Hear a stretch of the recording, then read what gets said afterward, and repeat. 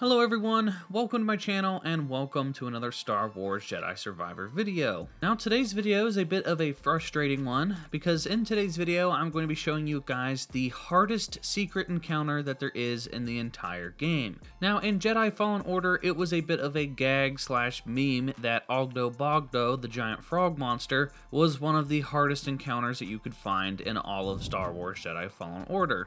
Now if you didn't know, there is actually the spawn of the Ogdo Bogdo in Jedi Survivor. Then after you defeat him, there's actually an encounter where you fight the spawn of Ogdo Bogdo and the original Ogdo Bogdo at the same time, so that's a pretty rough encounter. But that isn't the hardest encounter in Jedi Survivor. Move over Ogdo Bogdo because there is a new champion on the throne of the hardest boss encounter. And it's not one, but two Rancors. Yes, there's a secret boss encounter on Coruscant that will have you facing two Rancors at the same exact time. Now, I've beaten the entire game, I've faced all of the main story bosses, and I faced a good number of the side bosses. I've been playing most of my playthrough on either Jedi Master or Jedi Grandmaster difficulty, especially as I've gotten more skill points and I've gotten more powerful in the game. But for this boss fight, especially on Jedi Grandmaster difficulty, this is just unbelievably difficult. Now, I struggled when it came to one Rancor, but having two Rancors at the same time is an absolute nightmare. Now, there are multiple reasons that, in my opinion, this is the hardest boss encounter in the whole game. And for starters, both of the Rancors have a one-shot kill move where they will pick you up and bite down on you, crushing all of your bones and instantly killing you. So the insta-kill move is pretty rough because you can't block it, you have to dodge out of the way, which is a little difficult to do when you have two of them spamming the same move at the same time.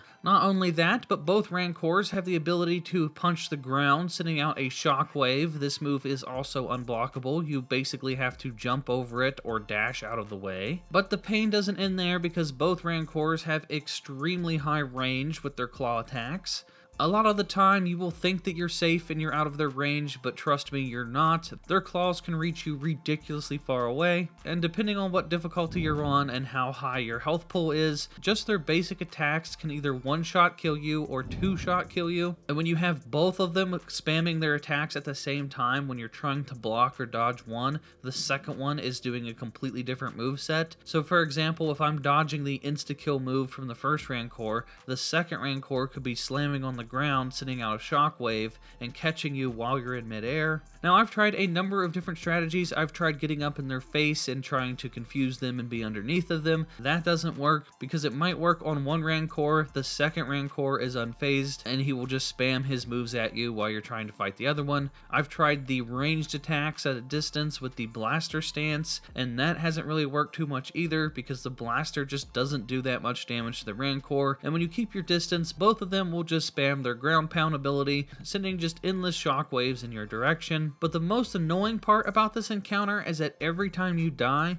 you have to sit through two loading screens. So when you die, it reloads you back into the map of Coruscant, and then once you're on Coruscant, you have to reload the Force Tear, which will then put you into another loading screen before you can even enter the battle. So there has been multiple times where I've sat through both loading screens just to enter the fight and then be instantly grabbed and killed and eaten. I've entered this encounter and instantly died as soon as I entered the room, probably at least 20 plus times at this point, and then every single time you have to sit through both loading screens. So you're definitely getting punished pretty hard every single time that you die. Now, if you want to get to this location, it's on Coruscant and it's pretty easy to find. When you're at the Mantis, just find the nearest meditation point, and then you want to fast travel over to the rooftops. Now, the rooftops is the very first meditation point that you get in the entire game, so we're going clear back to the very start of the game in the very first area. You want to crawl across this pipe and then jump down onto the rooftops,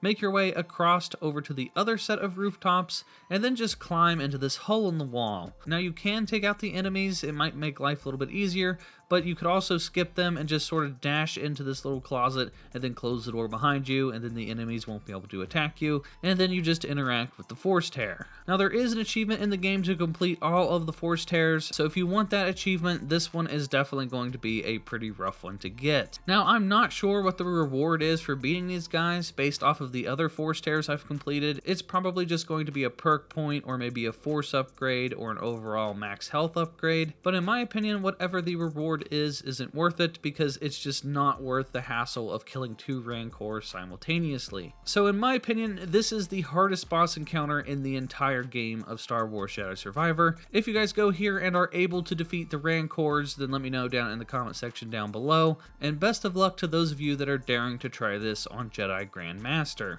But that is going to do it for this quick video, everyone. If you want to check out my latest videos, I have some combat tips and tricks, and a video showcasing some of the best secret weapons and outfits you can find in the game. So be sure to check those out, hit the subscribe button if you're new here, and hit the bell for notifications, that way you guys don't miss out on any future videos. And that's it for me, and I'll talk to you guys in the next video.